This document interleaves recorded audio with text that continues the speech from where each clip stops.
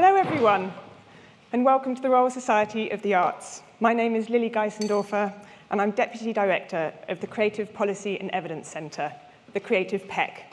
And it's my great pleasure to welcome you all here to the RSA today to celebrate the launch of the latest report in the Creative PEC's State of the Nations series, Creative Further Education in the 4 UK Nations, by Heather Carey, Leslie Giles, and Ben Hickman at Work Advance. For those of you who haven't heard of us before, the Creative PEC provides independent research and policy advice to support the growth of the creative industries. We're led by Newcastle University's Business School with the RSA and funded by the Arts and Humanities Research Council, the AHRC.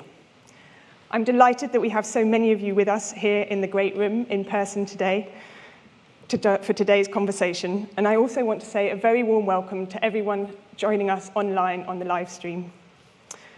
So this is the first ever report to offer a complete analysis of the state of creative further education across all 4 nations of the UK, and it comes at a critical juncture for the future of the sector and for the UK's wider creative economy. I'm sure you will agree with me that there are few policy areas more vital to the future of the creative industries than education, skills, and talent. The 9 subsectors that make up the creative industries are a varied and heterogeneous group, from music, video games, and performing arts to advertising, software, and design. But what binds them together is their specialized employment of skilled creative talent.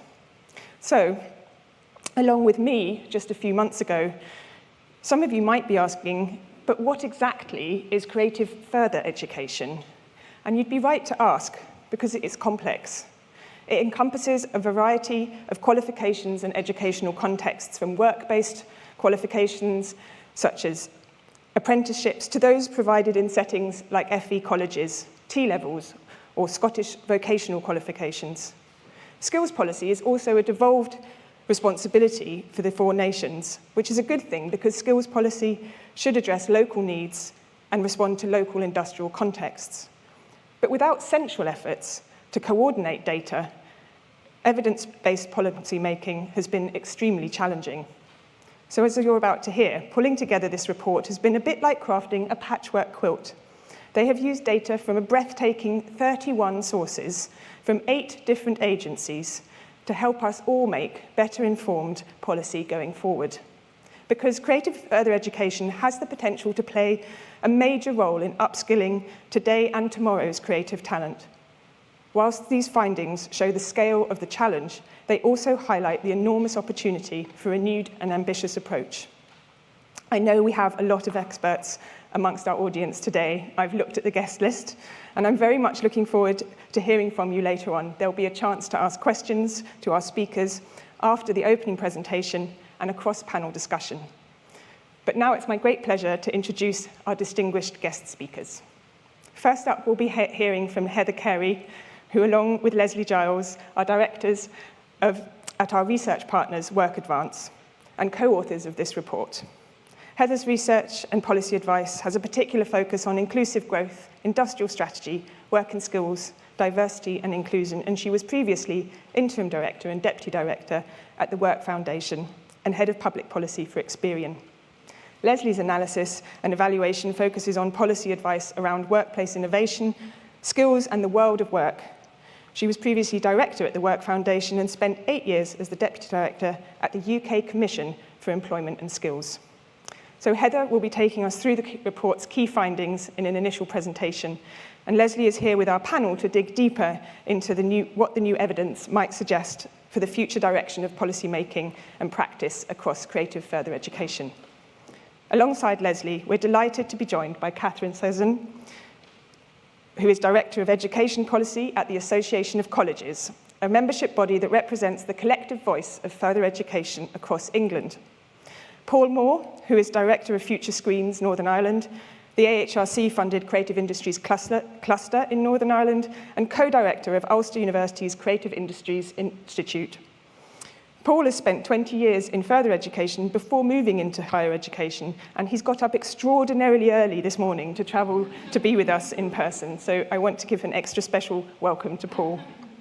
And finally, we have Sarah Wybrew, who is Director of Skills and Workforce Development at the British Film Institute, the BFI, overseeing multi-million-pound portfolio of initiatives designed to develop and progress a greater diversity of talent into the screen workforce. I'm hugely looking forward to the conversation with them and hearing their responses to the report's findings, and, as I said, bringing you into the conversation. But now, please join me in welcoming Heather Carey to the lectern to present Creative Further Education in the 4 UK nations.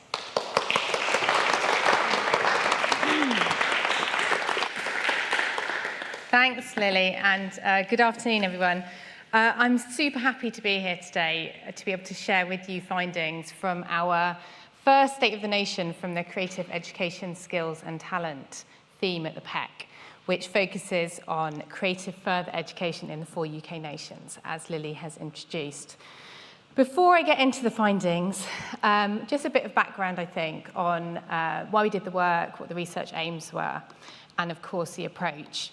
So I think thinking about the background to the work. Now, clearly the background is, of course, a breakneck pace at which the creative industries has been expanding.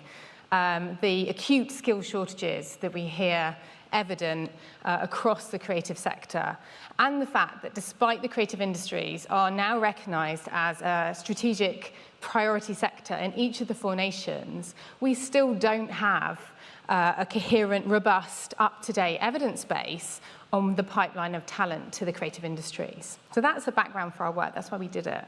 In terms of the study aims, so we really looked, as Lily suggested, to bring together a fragmented evidence base to provide a more comprehensive picture on the future talent pipeline, and in particular, looking at learners studying creative disciplines in the further education sector in each nation. And that's a lot in there, so I thought I'd underscore a couple of points. So the first point is, as Lily suggested, I've been working on these data sets for over 20 years, and I can confidently say that they are this is amongst the most fragmented part of the evidence base. And we've had to draw on 31 different data sets from 8 different statistical agencies from 4 different countries. The focus of our work has been on creative disciplines, and the definition varies a bit between the nations, but generally includes arts, crafts, media publishing, languages, literature and culture, and also information and communications technology. It is also important to recognise that we have not examined further education for non-creative roles in the creative sector, albeit, of course, this is really important, and it is absolutely an area we highlight for future research. Now, we're looking here at the FE sector, but we have lots of experts in the room, and I know you all know how incredibly complex the skills system is. And there are really blurry lines, I think, particularly for tertiary education. So the data we use is often based on college returns. And what that means is that actually that includes enrolments at a higher level of learning or a lower level of learning delivered through these providers. It also excludes further education delivered in school sixth forms, in higher education institutions, and in private training providers. So although we've presented a more coherent, complete picture, it's very difficult, stroke impossible, to capture absolutely everything.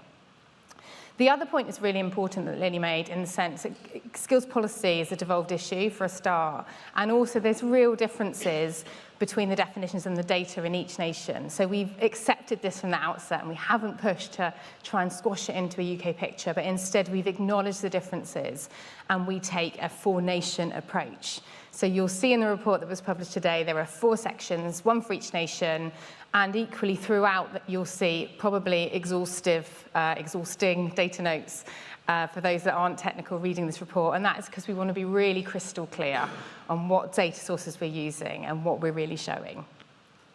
So the sections are not directly comparable, but the themes we've looked at are consistent. So we've looked at the 5 themes that you can see up here today. So we've looked to present a picture of participation in creative further education, trends over time.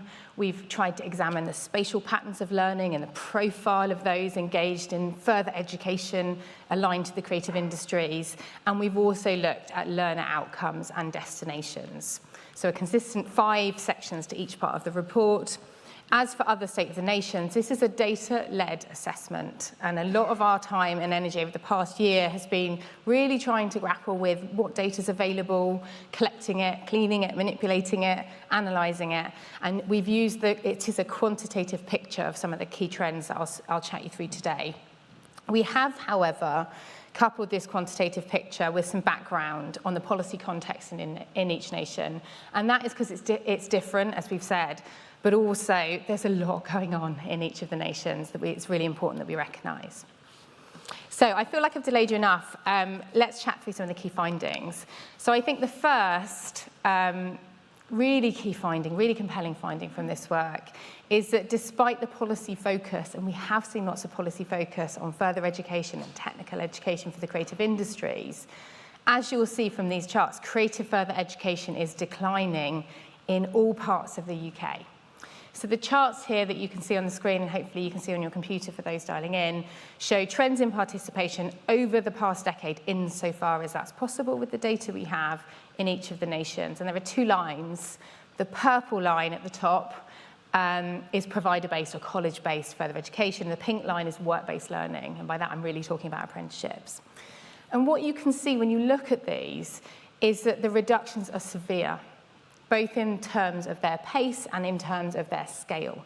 So it's hard to get a sense for this from these charts, but just to clarify, in England, we're talking about a reduction of over 220,000 enrolments in creative further education amongst those aged 19 plus over the past decade. In Scotland, 4,500 fewer creative FTE students, full-time equivalent students. Nearly 6,000 fewer regulated creative enrolments each year in Northern Ireland, and we've seen that drop over the past 5 years alone. And in Wales, over 65,000 fewer creative FE learning activities, and that's over the 10-year period.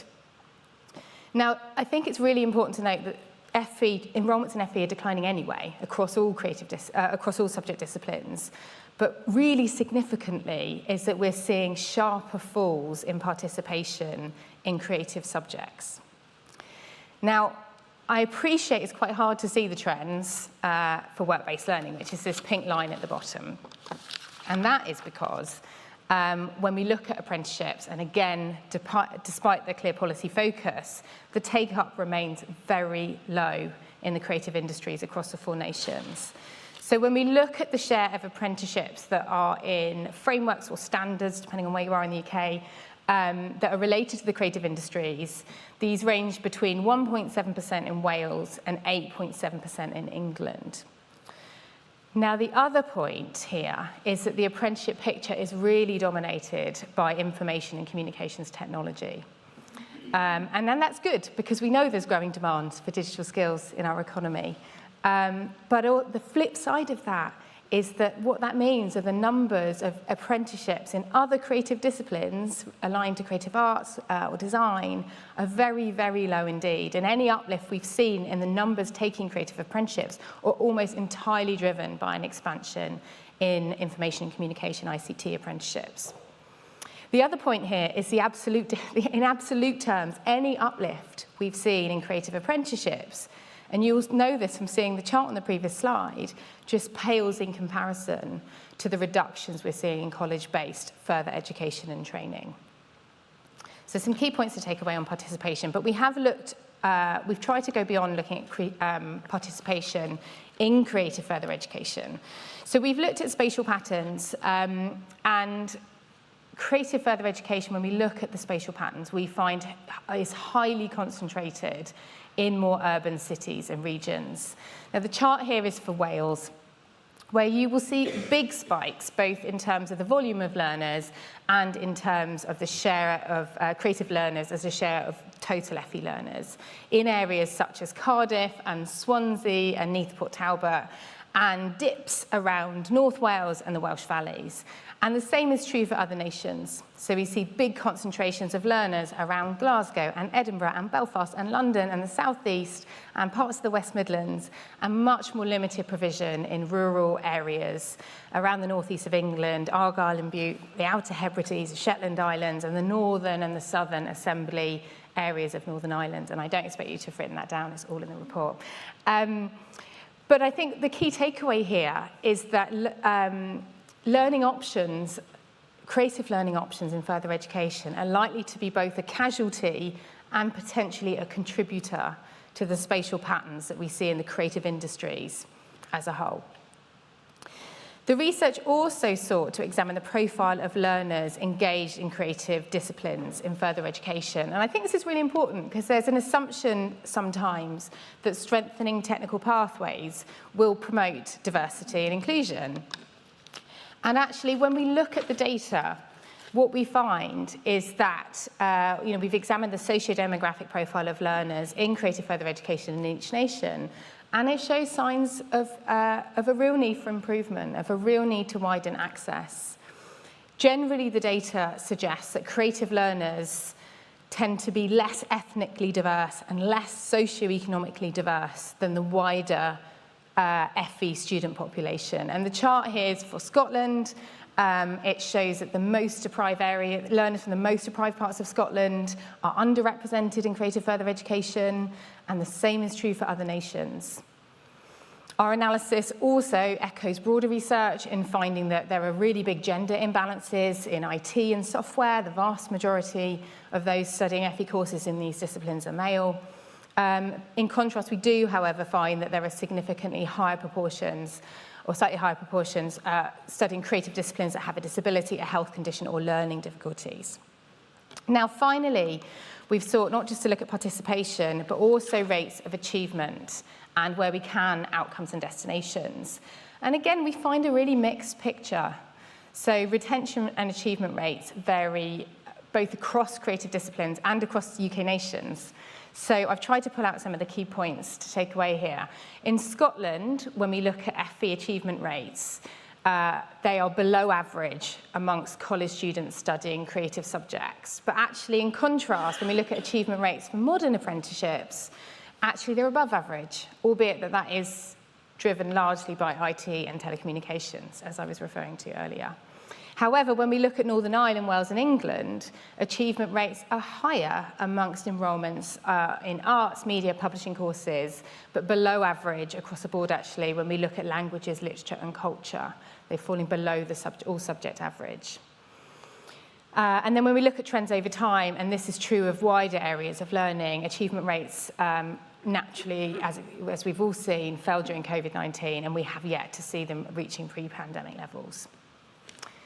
So there's some of the key findings from the work. I guess the question then is, what are some of the policy considerations this raises, and where next for future research? So I've jotted some thoughts down on the slide, and the big focus of the panel discussion to come. But I think, firstly, the research really calls out some of the delivery challenges associated with reforming further education in the different national systems. And I think it's really positive that strengthening further education and strengthening technical pathways, both as a route to higher education and as a route into employment, is a priority. That's a really good thing. But I think the data suggests that the current measures are failing to stem the decline in college-based FE, or indeed to significantly scale apprenticeships in the way that would counterbalance that in any way. Secondly, I think a key point is that growing volume of learners in creative disciplines is just not enough.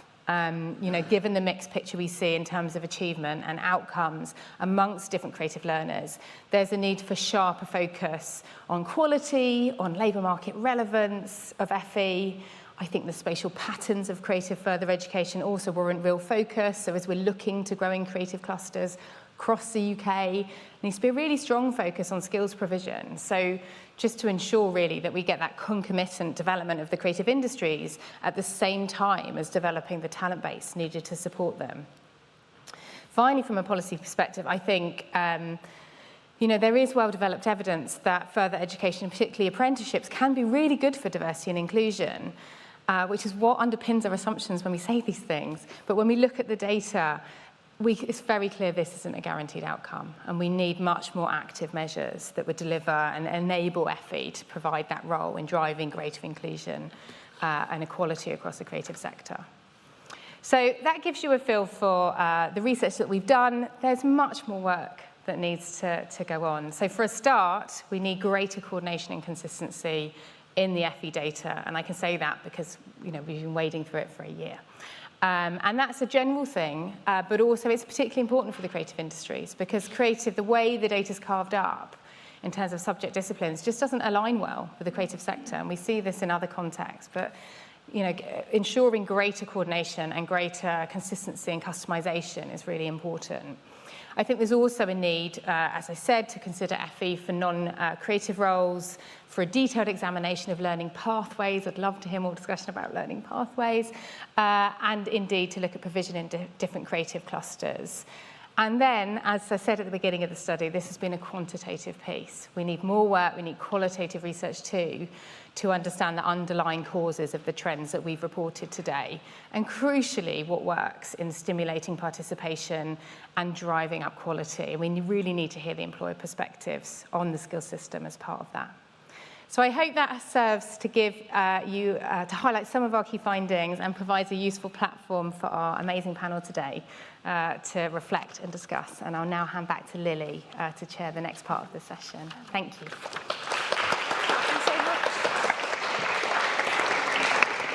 Thank you, Heather. That was illuminating, and as you say, there is a lot more in the report. So I just want to acknowledge just how striking those figures are, the decline. It's no wonder that those working in the sector and to support it feel like there's been a lot of noise, but actually not a lot, if any, progress for a long time. So I'm going to hand over to Leslie to build on Heather's presentation and dig in a little bit more into why this is important, what you think are some of the key priorities for action we need to see in creative further education and skills development to optimise its contribution, and how do we secure improvements that will make a real difference to future-proofing the creative industries. Thank you very much, and for giving me the opportunity to take part in this discussion today. I think the end point of what you've just asked is, how do we take action to optimise the contribution of FE? We can only really kind of answer that when we delve into the detail of this question of importance. I think too often in the skills arena, we assume that skills is an integrated system, and we don't spend sufficient time on the individual parts, and quite often we don't spend a lot of time on the bit in the middle, which really gets behind the rationale behind why we did this, further education. It's either all about schools or it's about higher education. And I think that's really, really important that we start by addressing that and start to have a shared understanding about what further education means to the creative economy. And for me, if you can underline that importance, then you really start to cement what the opportunity is, and then you can start to see, well, are we realising that opportunity? And if not, what do we need to do? And I would, given the time, there's lots of things, but I would identify 3 really key things that are important in terms of further education's contribution to the creative economy. I think first and foremost, it's economic. There's a really strong economic mission further education has. I think we're in an economy which is really disruptive for all sorts of pressures. That's becoming the norm. We've had, mega trends and economic shocks with the pandemic and Brexit and geopolitical uncertainties and so on. And that is constraining productivity growth and economic growth. And the skills system, in its broadest sense, really has something a really key role to play to ensure that the workforce has the skills to really turn that position around in terms of productivity. And further education, in particular, has a fundamental role, really, in terms of multiple purposes, not only ensuring strong foundations of education, strong basic skills, technical skills, employability skills, but that there can be continuing lifelong learning and people can progress, not just into higher education, but into key jobs in priority sectors like the creative industries. And so that's kind of really fundamental purpose. So the question is, that's one part, is that really being realised? I think a second part is the place agenda that Heather's already referenced. Further education institutions, and in particular colleges, occur at the heart of communities and really have a track record in their communities. We don't have a very good track record in terms of stability in our systems, but our FE colleges have been there for a long time. So they understand their local communities and local demands and skill demands of businesses. including creative industries in the clusters where they occur in their localities, and therefore they can provide really good technical customised programmes of provision. So again, are we really using FE colleges sufficiently to enable them to respond in providing those kind of customised technical solutions? I think the third element is fairness, because colleges are key anchor institutions in local communities, and they therefore are a really vital port of call for all types of individuals to access those education and training opportunities, and to support lifelong learning, to support second chances, third chances, because we know that not necessarily everybody has those, the education, they don't deliver the expectations at the different stages of education as they progress through the system from school through colleges and so on. So colleges are often there to kind of fill that gap. So there's kind of a fairness and diversity agenda. And I think if you start to think of that key purpose, and that's the opportunity, then you can start to look at some of those challenges that Heather identified in the report in terms of declining participation at a time that we would really expect it to be growing. Challenges around variations in outcomes, which raises questions about whether colleges and institutions will be given the space to really respond in the way that labour market needs in this kind of disruptive economy. And then thirdly, thinking about the diversity agenda, you know, what is getting in the way of colleges being able to respond? I know you don't want me, you know, I've got to give the opportunity for other people to speak, but in terms of then getting into the sort of how do you really make a difference here, I think I'd sort of identify a 5-point plan at a general level that we can debate and disagree with. And in the context of those skills reforms that Heather referenced, where each national system is actually moving to modernise system and make them fit for purpose for a future world of work in a disruptive economy, it's not, thankfully, about throwing out baby with bathwater. It's not about silver bullets, as my 5-point plan shows. You know, there's no single solution here. It's action on multiple fronts. But I think taking a kind of more positive perspective on it, given the outcomes of the general election and the change in the political landscape, given the fact that Labour want to start by putting in place a new approach to economic management, and it's going to start with an industrial strategy. And creative industries is at the heart, is a key priority in terms of that industrial strategy. That provides an opportunity to repurpose and take stock.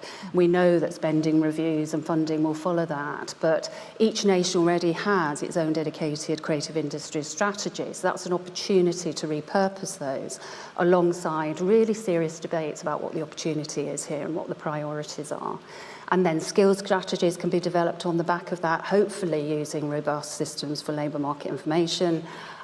We know at the moment that sector bodies of various kinds serving the creative industries are already progressing work to understand where their sector needs are. So that gives an opportunity to actually develop more sector-focused and industry-facing interventions in the skills system. And therefore, when you've got technical education programmes, such as apprenticeships and any other programmes as a sitting in an education pathway, hopefully a pathway that is connected, that starts to unlock the opportunity for partnership. And I think partnership's got to start with reviewing mechanisms for strong employer engagement, looking at the devolution agenda and really unlocking the opportunity for local providers to have the space to work with employers to actually tailor an appropriate and customised response. And then, last but not least, we also need mechanisms for stimulating individual engagement and providing additional support for some of those individuals that are underrepresented and risk being left behind. So that's my kind of starter for 10. Fantastic. Thank you so much, Leslie. That's more than a starter for 10, I think, a huge amount in there. I'm going to move swiftly on to Kath from the Association of Colleges. How do you feel looking at that data? So, first of all, just to explain that I'll be coming at this from a sort of English perspective, because the Association of Colleges represents English colleges, and there are around 224 colleges in England. So yes, we do recognise that data. We have our own data sets, and I really understand the challenges of trying to find data in this particular area. So we do recognise the data and the wider decline in numbers. However, I'd like to reassure you that actually creative industries is alive and well in English colleges, and it is one of the big enrollers alongside subjects such as health and social care, business, construction, sport. I do also recognise the point about apprenticeships. In fact, when I looked at our own internal apprenticeship data, I had to go back and check it again because I was really quite shocked that it was quite low, but also that recognition of IT as well. Perhaps there will be some opportunities. We do have a rise in demographics. So there was a bulge that went through primary and secondary, and now it's coming into post-16. So potentially that may offer some opportunities for us. So I'd like to look at perhaps some of the barriers and then some of the enablers, and also consider that really important point of equity, diversity and inclusion. So in terms of the barriers, I think we have to look at the schools landscape. So Progress 8 and EBAC don't really focus on those creative subjects. And I think there's a lot more to do as well on careers education, and I stress careers education as much as information, advice and guidance, and understanding exactly what creative industries means. I think a lot of people think creative industries and perhaps have quite a narrow view of what that means. But as you've been explaining, it's a really wide and diverse sector. And everything is actually creative and requires creative skills. And I think it's not just for the young people, that information, advice and guidance, but it's also for the key stakeholders. So for their teachers, who are the people that are in contact with those young people, and parents and carers, so that they can see what the opportunities are in the creative industries. And then if we look at it from a skills perspective, I think we've already ascertained that there's been a sort of a lack of a clear strategy and a lack of, as we've already talked about, data, and also that lack of flexibility in apprenticeship standards and in qualifications to meet needs and to be flexible, and particularly in the digital part of your sector. That's moving really, really rapidly, and no sooner is there a qualification on the table than potentially you've moved on to the next thing. So I think that's also a barrier.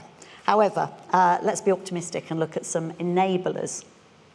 So we do have a new government. It's a new government which is mission-driven, and perhaps the two key missions here are the opportunity mission, which comes from the Department for Education, and the growth mission. So in the Education Opportunity Mission, there are pointers to changes in Progress 8 to include creative and vocational subjects, and a real emphasis on careers education, information, advice and guidance. At the Association of Colleges, we put out a series of papers before the election, the main paper being 100% opportunity, and that points to funding options for college-based 14 to 16-year-olds, so that young people could come in during Key Stage 4 into college and find out more about the array of opportunities. I think people are often really surprised we're a really well-kept secret, the college sector. It's not until you actually enter a college that you realise all these amazing things you can do. At my college, the college that I worked at most recently, we did a lot of stuff in the creative industries. And the design, the craft, the performing arts, the music technology, lighting was just amazing. It was one of my favourite areas to go into. And I think that's really important to be able to see and look at those opportunities. And also look at pathways, because one of the things that we see in our data is that particularly in the 16 to 18-year-old part of further education, actually creative industries, there are lots of young people at level 3. A lot of those young people are at level 3. But how do you create those pathways to include a more diverse group of young people who perhaps have struggled through school, have not found their niche? So I think it's really important to look at those pathways. And then in terms of skills, we've got obviously Skills England, this social partnership. It's really exciting. It's something we've again been focused on, that sort of triangulation of looking at those people who are involved in education, those people who are delivering, but also employers, government, bringing us all together and utilising all that expertise that there is in the sector. And focusing on standards and qualifications which meet national and local needs. So having that flexibility, we've been looking at that idea of perhaps 70% is something that you do wherever you were, but that 30% you could have that flexibility to meet what is the local need. And also, I think it was Leslie was speaking about level 4 and 5. So we have lots of students who jump straight to level 6, and perhaps particularly in this area, we could be looking at level 4 and 5. And then finally, equity, diversity and inclusion, which is a really important focus for colleges. We work with a variety of young people and adults. We work with 14-year-olds, we work with people who are in their 80s and 90s and all in between, from entry level and we right up to degree level and apprenticeships. But I think there is a real need to not rest on our laurels, actually, and to continue that focus on equity, diversity and inclusion. And one of the things we're encouraging colleges to do, we have a charter, an EDI charter, and we're encouraging colleges to sign up to that because that helps to set those precedents, helps to set those policies in each individual college to ensure that whenever you're setting up a course, whenever you're doing an open event, whenever you're going out and speaking to employers, that you've got EDI right there, not at the back of your mind, but first and foremost as you go out and speak to people. So hopefully that gives you a perspective from the college perspective.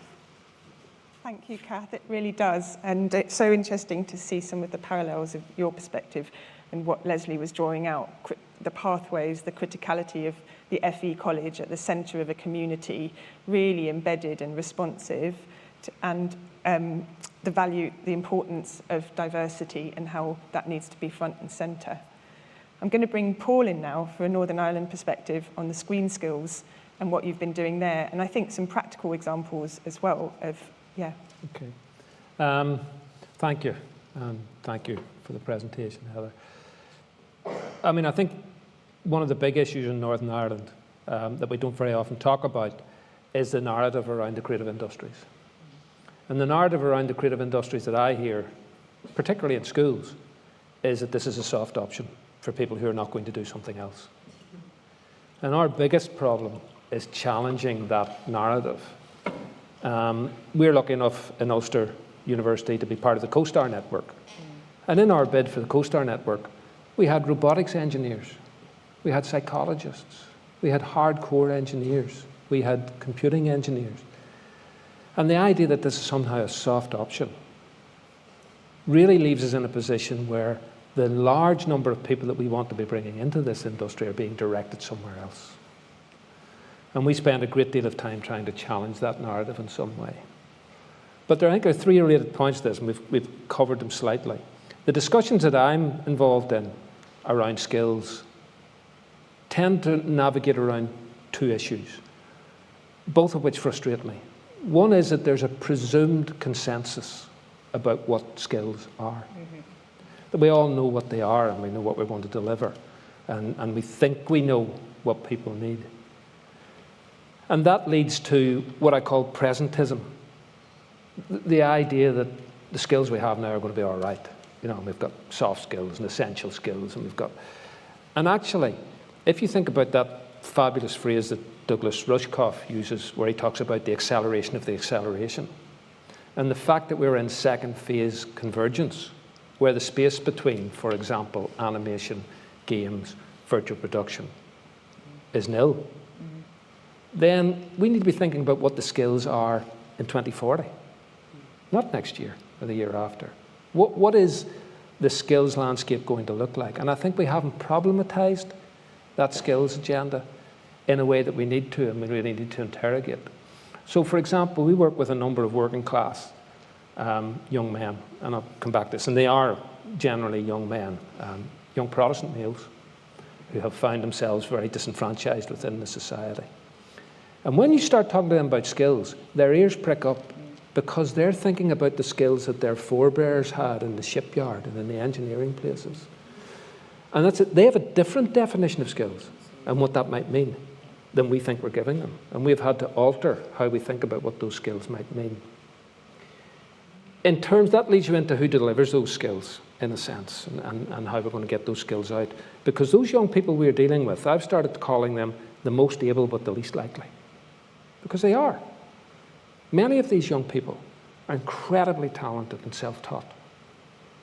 But they're the least likely to do anything within that space.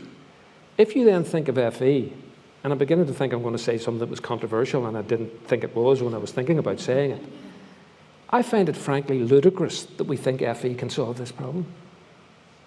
That's a nonsense. Given the funding models that colleges have to work by, given the competitive nature of the way in which they relate to each other, given their competitive nature with HE, it's a nonsense to think. And they haven't got the resources, neither staffing nor capital, in order to approach something like virtual production, where there's a studio being built in Northern Ireland which is costing £90 million. FE have not got the resources to try and address that kind of problem. What I think we need is some kind of partnership, alliance, across schools, FE and HE, to pool resources, to pool talent, to pool capital, in order that we can deliver what is necessary when we figure out what those skills are. Now, an example of that is, we have a college in North Belfast, which is one of the probably most deprived areas in Northern Ireland, called St Malachy's. It was a grammar school, it became a college, and they found money to set up a creative industry centre. They asked us to get involved with that, we helped them with it, and FE helped them with it as well. They've built this centre, they make it available to all the schools and FE in the area, and it is turning young people's lives around, but it is also challenged in curriculum. Because I heard recently, I'm not sure whether I should say this publicly or not, it may not have been in St Malachy's, it may have been somewhere else, that you have 13-year-olds who have outstripped the A-level curriculum in the technical space because they're working in this centre. The staff don't know what to do with them. They don't know, because they've completely disrupted the curriculum within the space. That's really good. That's really, really good. Because then we can say to people, tell me this is soft skills again? This is a soft thing that you're doing here? Not if staff have been outstripped by a 13-year-old who's doing it themselves after school. And that kind of brings me to the EDI piece. Because yes, of course, we need to think about the various subsectors of EDI. But my belief is the fundamental issue in EDI is class. Yeah. There is no other issue. It's a class issue. PEC released some data in May of this year, which showed that depending on the sector, only between 8 and 12% of people working in the creative industries were from the working class. Most of the people, young people in the working class space, have already been failed by traditional education. And we need to give them the skills base in order to leapfrog that traditional education and go into the employment that they deserve. If FE are going to play a role in that, we need to think about what is FE for? What does it actually do? Because those young people are not going to go into those colleges. And maybe we don't need to talk about an FE college anymore. We need to talk about FE and think of different ways in which it's delivered, perhaps in the communities where those young people are, who won't come out of that area. I think we need to have a fundamental rethink about that. But class is the fundamental issue, because that's what underpins the gender, the ethnicity, all those other spaces.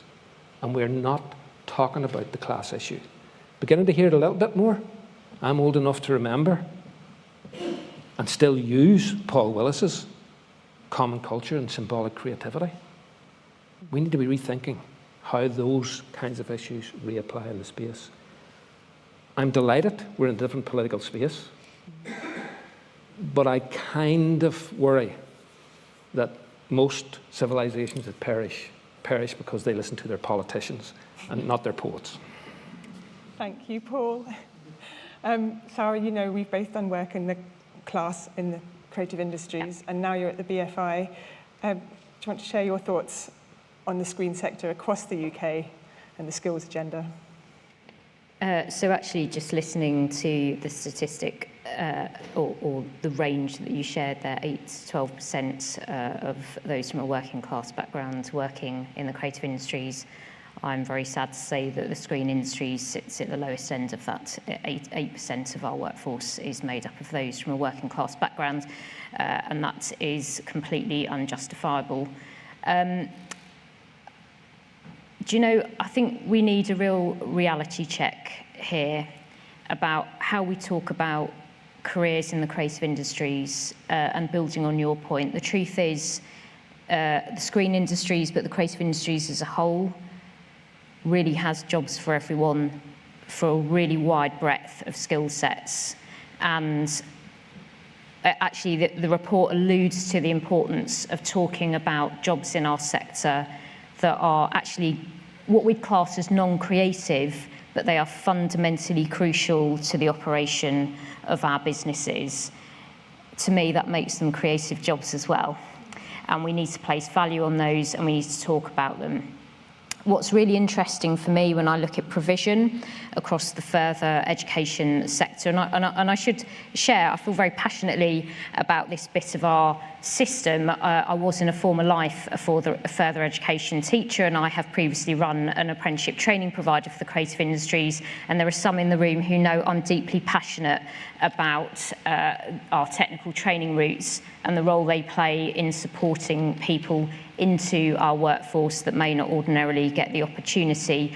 When employers use those routes well and the content in those routes is relevant to the skills we need to train people for. But we really need the further education sector and businesses to work properly together. If I'm being really honest, I'm going to be quite brutal here, because I don't think there's anything to be gained by being really soft about this. I have worked with lots of colleges who claim that they have really strong relationships with industry. I have not once seen one that has genuinely embedded deep co-delivery partnerships with industry. That is also something that the industry itself needs to be supported to engage with and support. If we can get that right, we can also make sure that provision is relevant and high quality, and that there's a breadth in provision, because there's a huge amount of duplication in provision across our further education sector. We've got courses that deliver lots of the same stuff, and then a complete absence of training in areas that we really need to train people for. That needs to change if we actually want that system to progress people into our workforce and to progress the diversity of people into our workforce. And actually, just building on some of what was said earlier, we know the BFI's got research on this about the screen industries, but I also know it is a problem for the whole of the creative industries, and that is that we don't have children and young people learning about the true breadth of careers in our sector at a much, much younger, I mean, way before post-16 education, I'm talking primary school upwards. If we can't help young people at a much younger age recognise that we do have careers for everyone, for all kinds of skill sets and interests, no one is ever going to be able, not no one, but a diversity of talent is not going to be able to see itself in this sector. And as we support young people through the school system, we need schools to also promote vocational and technical education equally to academic routes. That does not happen. This has been a long-standing issue. It still doesn't happen. There's still evidence that shows that young people are encouraged, if they're deemed to be academic, to pursue academic provision. Vocational and technical education should be valued equally. And if we look at other countries around the world where they have strong technical and vocational systems, employers are much closer to those systems, and those routes are not deemed a second-rate option. Thank you, Sarah. I think we're actually already at time for questions from you guys. So has anybody got a question? We've got 2 roving mics that will come to you, and I would ask that you just introduce yourself briefly, say who you are, and if you're wearing an organisational hat today, and do wait for the mic to come to you so that those online get to hear it as well. There's a hand going up at the back, I think. Hi, thanks for that. Amazing to hear. So many thoughts in such a bleak time for the creative industries.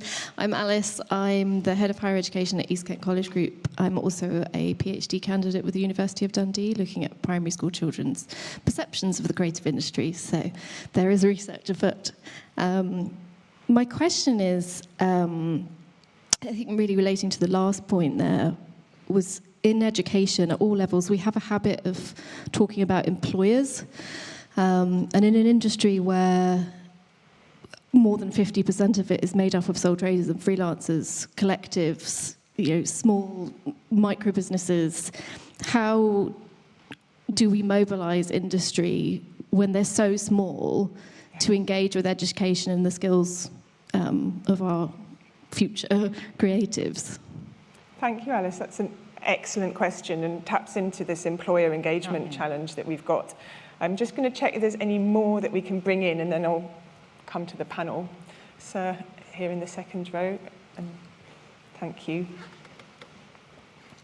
Hey, my name's Tom Schuller. I don't wear any organisational hat, but I was for a long time a governor of the Working Men's College here in London, and I used to work at Birkbeck. Leslie referred to lifelong learning, but I didn't hear much reference to anything further on that. So I wanted to just ask about age distribution. Mm-hmm.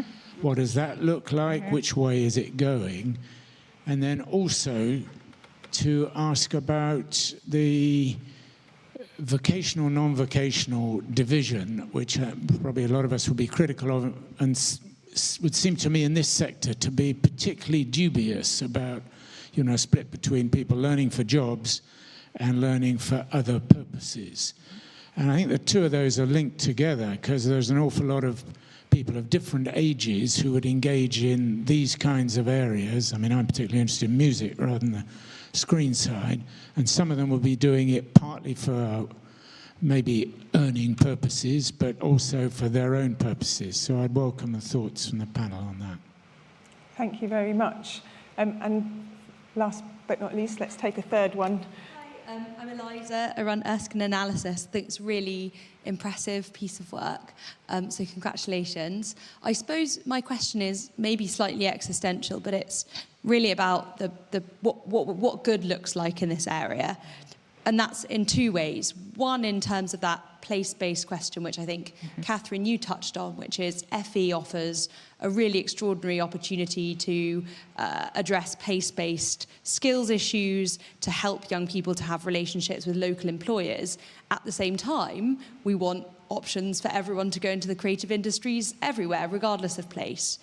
And then in terms of socioeconomic diversity in class, on one hand, we want FE in particular to be able to overrepresent people who wouldn't otherwise be getting into HE. On the other hand, perhaps we also want it to represent society. We don't want it to be about, we don't want it to look completely different to other areas. In Germany, the demographics are very similar to society as a whole. So I'm just wondering, when it comes to questions of D&I, what does good look like for the panel? Thank you very much, Eliza. Okay, so shall we kick off with Alice's question on employee engagement? And I know Sarah was... I've actually forgotten what the question was. I'm so sorry, because we had two others after that. Could you just remind me what the question is? I'm so sorry. my attempt to cluster the questions. How do you bring a various set of employers that might be some independent, with their micro, how do you bring them together? So it is a really challenging scenario. When it comes to those who are self-employed or what we call freelancers in our sector, there is always someone that's hiring them. So we need to work with the organisations that would typically hire those individuals. They need to be at the core of co-designing and delivering. In terms of micro businesses, actually there's been some really good evidence, and I ran a very large-scale programme a number of years ago, that supported a breadth of organisations to take on new trainees, actually apprentices and new interns, paid interns. And actually what we saw there is that when micros were supported to take on their first apprentice, for example, it would free up the person that had founded that micro, or sat at the helm of that micro, so to speak, and they could then focus on business development, and that apprentice increased productivity in that micro business so much that they ended up paying for themselves, as in they created their own job because it increased productivity.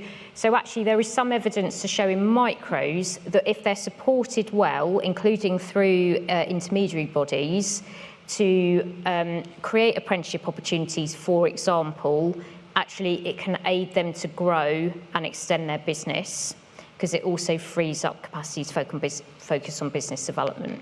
That role of intermediaries is absolutely critical because of the dominance of freelance and micro businesses. But as you say, it's often so capacity building. Yeah. It's immediately a win-win. Yeah, Paul.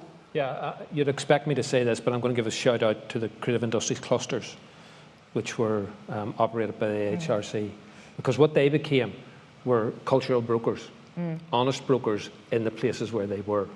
We had no agenda except to give away money. Makes you very popular.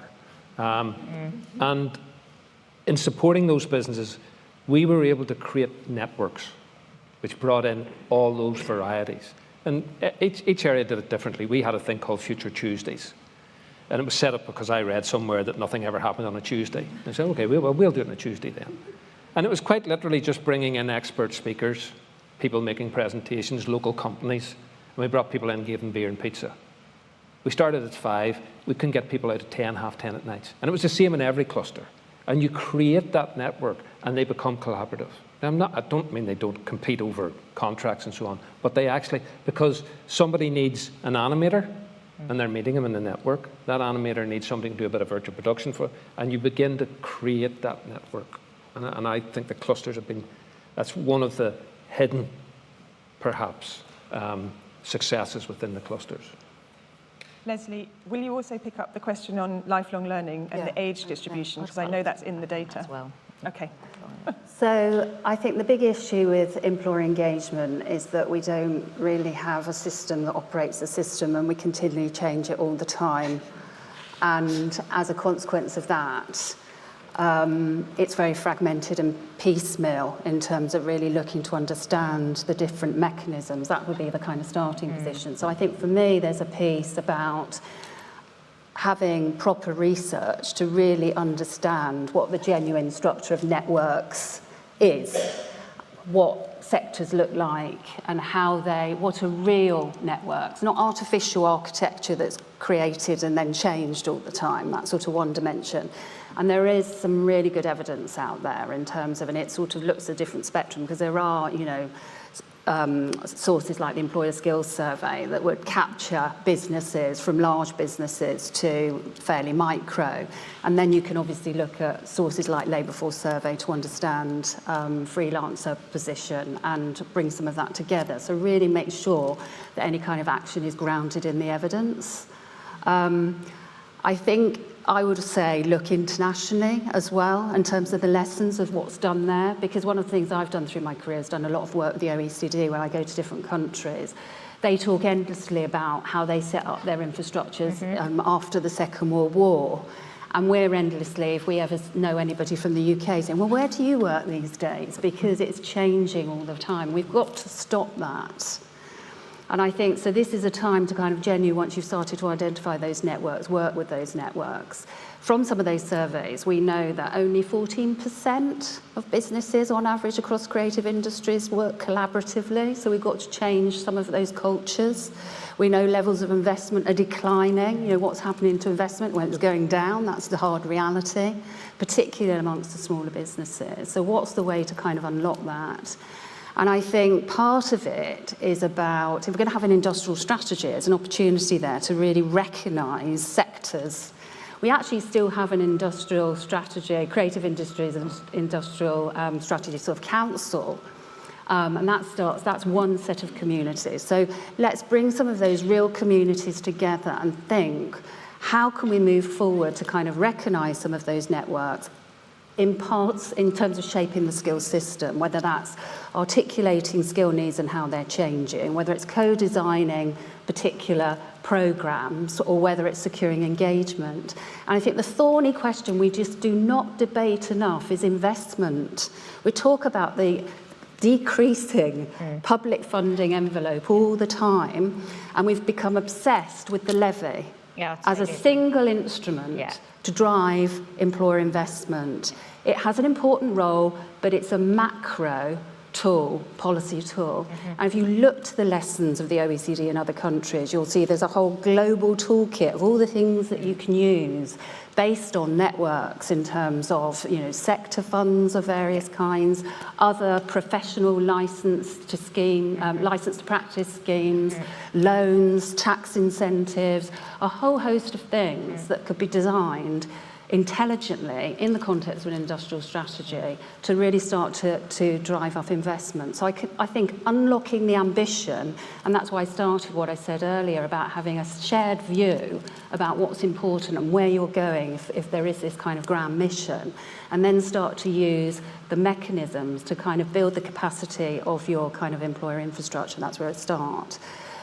On the kind of age piece, I suppose, long story short, we've just seen a decline in adult engagement, in training, education, of all sorts of types of training. And I think that's where, certainly from a kind of English perspective, debates about the lifelong learning entitlement has come from. There are limits to that. Will it ever happen? It seems to have unlocked all this complexity about things that I think we should have been doing in a future system anyway, which is have more credit-based courses, modular courses, that can be flexibly combined so that people can accumulate credits at points in time. They don't have to be in a physical college all the time, but they can connect to the college and a broader range of partners and all those sorts of things. But to get back to the point, there isn't the support sufficiently for adult education. We went through funding is a big element of that. It started with austerity, lots of cuts in terms of budget, something that's happened right across the UK. The reality of Brexit and losing an enormous amount of European funding has been another problem. And in that sense, a lot of schemes that were really like plasters in the different nations to try and support learning of all kinds, as you said, personal, social, employability, however we label it, you know, broader types of informal and non-formal learning, which is how the OECD would define it. So in other words, it's not regulated by a body funded by government. Those types of training have tended to go down at the same time unless people can access support and resources from some kind. So that's my take on it. Sarah, did you want to add to that? Well, only briefly. If I wasn't being recorded, I'd swear about this, but I'll refrain from doing so. Lifelong learning in this country is terrible. We have no dedicated structures really, other than those that sort of sit within parts of our HE system. Leslie, I completely agree with Leslie. Well, I think Leslie knows that I share this view that what we really need is much more modular and bite-sized training that people can undertake throughout the course of their career or life that enables them to either maintain proficiency as things change in occupations or allows them to undertake training to transfer into a different career, but we just don't have that sort of system. We know the current government believes in lifelong learning, so I think it's a bit of a watch this space. I also think in this sector, and I'll talk about screens specifically actually, we don't have any professional development frameworks, so there's nothing that benchmarks really what proficiency sort of looks like by occupational field and at different levels. So if somebody wants to undertake continuous professional development in order to step up or transfer, there's nothing that helps one benchmark that. That's really problematic. That's really helpful, thank you. Might I address Eliza's question? Eliza had a big question, the existential one. Yeah. What does good look like? Yes, I'd absolutely love to hear from all of you on that. And perhaps, I guess, if there's one thing, given we have got a new government that might be listening, in listening mode, what that one thing towards that good might be. Paul, you look ready to go, but... Well, I'm kind of going to give a rude answer to Eliza, and that is that I don't care what society looks like. I think we need to target the need, target where the real need is. If we do that, society will then benefit from that at some point. So I was talking about those deprived areas. We've started a scheme called SURF, which is Skills for Urban and Rural Futures. And we put equipment into these deprived areas to young people. We give them access to Unreal Engine. We send someone in to train them in Unreal Engine. We train 2 mentors, and they can spend as long as they like training their peers. When they get the validation for Unreal Engine, we then link them with a company, and we pay them. We pay them to take part, because it's real work. It's not asking them to be involved in a project which we'll go away and write up and take the value for. It's real work they're doing, and we pay them to do that real work. It's not an apprenticeship. It's a slightly different thing. We've got 5 centres up and running at the moment. What that does is it lets policymakers see that there is a chance to challenge that notion that there is nothing we can do. This is the way it is. That horrendous Thatcherite lie that there is no alternative. And it shows policymakers that there is an alternative, which we can challenge in actual fact. And you start to build hope. Not optimism, because optimism is a luxury that working class can't afford. But hope, real hope. But hope as a strategy. Now, I haven't time to go into this, but if you get a chance, read Shreko Horvat, Poetry of the Future, where he constructs an infrastructural notion of hope. Hope as strategy. Jeff Mulgan's very good on this as well, and another world is possible. And that makes policymakers take notice. And the proof of that for us is that Future Screens is now in its 2nd phase, being funded by the Department for Communities, because they can see that there's an opportunity for the hardcore creative industries to lift these people out of whatever despair that they're living in on a daily basis, and I'm not exaggerating, and into a place where they see the possibility of real work in a real space with dignity and respect. So I'll target the need, and society will look after itself. Thank you, Paul. Can I ask Catherine next? Okay. So I think we need to look at it in 2 ways. I think there's the now and there's also the future. So I think Paul's point about 2040. So we've, young people who are in nursery school today, they're going to be entering the workforce in sort of the 2040s, aren't they? So I don't think we're necessarily future-proofing enough. I think we've got to look at the possibilities. I may be saying something controversial now, of AI. For example, virtual reality, so needs must in some of our colleges now. It's quite difficult to find staff, and so we've got people beaming lessons from one space to another. That doesn't always work in all sectors, at all levels, but perhaps those are opportunities. So I think we've got to think differently, think a little bit outside the box. I think that point about what does good look like, I think the point you were making about lifelong learning and for adults, it does have to be more flexible. So we are going to be bringing in HTQs in the creative industry sector, but again, it's that commitment. And if you've opted to go into work and you're looking at doing something a bit more flexibly, then that's sort of the way that we're asking people to attend. That attendance pattern is not necessarily going to work. So I do think it's looking outside the box, and perhaps now we have an opportunity to look a little bit more outside the box. But I think it requires us all to be working collaboratively. So it really does take us back to that point. So yeah, your point, Paul, about FE working with HE and working with schools, I think that's what we've got to do. I think for too long we thought, we're the school sector, or we're the college sector, or we're the HE sector. And I'm very proud of being from the college sector. However, when we look at ourselves in comparison with all the other different sectors, if you look at the challenges that are in health, or the challenges in construction, the challenges wherever you look, actually we'd be stronger together. And I think that's really important. And then how we definitely bring in those employers, and your point about the micro employers. And I know that's something that colleges are really concerned about at the moment, moving into new qualifications, T-levels require these placements. Oh my goodness, in creative industries, how are we going to be able to do that? So yeah, I think it requires a refresh, but perhaps, you know, I am optimistic that perhaps we can see something new now. Is there one thing you would ask of the new government in this space?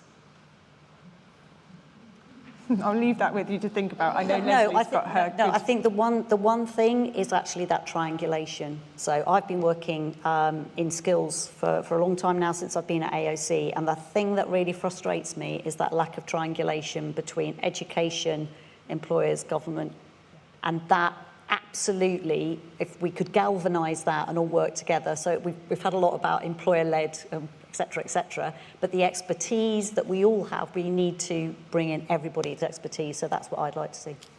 Partnership and co-creation at the core. Yeah. Okay. Leslie, and then we'll come back to Sarah, and then we'll probably be out of time, which is astonishing. We've got some brilliant questions coming through online as well, some of them which have been picked up already, but just to say, we will come round to everyone's questions after the event over email as well. So yeah, it's not over, the conversation can continue. But Leslie. Yeah, I mean, it was my attempt to be a bit more positive, so I don't know if I would succeed, but I mean, one of the great opportunities that Heather and I have had in doing creative research in the creative industries is we've been able to take a deeper look at what's already out there, and some really good things out there.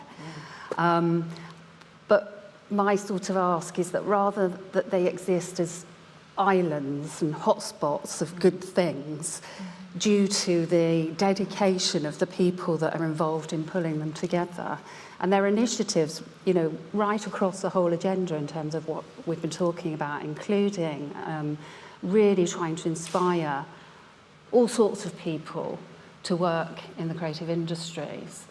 The challenge is that more often than not, those things, I'm starting to get negative again, but I will stop, are funded by ring-fence, short-term funding, and it's really hard to sustain them and to ensure that they're integrated into the system. But what's really exciting is a lot of that is in the innovation space, including Paul, the work that Paul's doing around the kind of virtual production studio in Ulster Studio. And there's lots of things like that which are already happening, and it's how we can connect the dots on some of those things, really, I think, which goes back to my 5-point plan in the sense there's something about, you know, the devolution piece and ensuring that there is the flexibility to do some of these things. We've become so centralised, and then there are these kind of rigid rules and regulations about how you have to do everything, and it's there to ensure quality, but actually is it really? Because we're seeing in our data varying outcomes from some of these things. So actually let's allow some of that innovation to really blossom and grow. Sounds great. Yes. The one thing I would ask of the government is, above all, to drive change. Make that their key piece to drive change. I am tired of being told I have to accept the things we can't change. I'd like this government to change the things we're no longer prepared to accept. Sarah. There's not a single answer to what right, and you've heard that, and I don't think I can give a single answer, but for the purposes of being brief, I would love to see us remove hierarchies in our system, and in order to do that, that requires a whole load of structural change, funding change, social change. So I'd love to see, the removal of hierarchy in our system and parity in provision. Yes, equity and fairness is what we come back to. I'm really sorry that we're out of time. This has been absolutely fantastic, and I'm just going to wrap up very briefly with some thank yous. First of all, to all of you, thank you for coming and your great questions. Please do know that all your comments will be reviewed by the team, and if you've got specific follow-up questions, you can email us directly on info@pec.ac.uk. I hope today will leave you with greater clarity on what's behind the decline in further education participation and a couple of examples of what's working, and from a policy influencing perspective, where we might want to push at some hopefully more open doors. Despite some of the depressing, less optimistic statistics, I feel pragmatically optimistic and a sense of hope for the creative further education sector. So we can continue to improve and help it lead us to better jobs and a healthier, more diverse and thriving creative industries sector. So for everyone who's here in the room, you're able to stay on and continue the conversation over drinks downstairs in the Benjamin Franklin room, and I hope to see you down there. And everyone online, thank you very much for tuning in. If you have any other feedback on the event, we'd be delighted to hear it and improve how we can make this accessible and useful to you. A huge thank you again to AHRC for their ongoing support of the Creative PEC and our State of the Nations research series. And a really big thank you to the RSA. It's been great to join forces for the first time to bring you this launch in person. If you're new to the RSA, please do visit thersa.org to find out more about our work together, including our Creative Corridors programme, which is supporting growth in the creative industries in place-based clusters, including in the north of England and around the country. There's some exciting announcements coming up on that very soon. So we'll be circulating a link to this report to everyone who's here today, and if you haven't already, please do sign up to our newsletters to find out about the next one and the RSA's Design for Life missions. And finally, please join me in thanking everyone behind the scenes at Creative PEC and the RSA who's worked on the report. You know who you are, and the event today. And of course, today's research authors and brilliant speakers, Heather, Leslie, Kath, Paul, and Sarah. Thank you very much.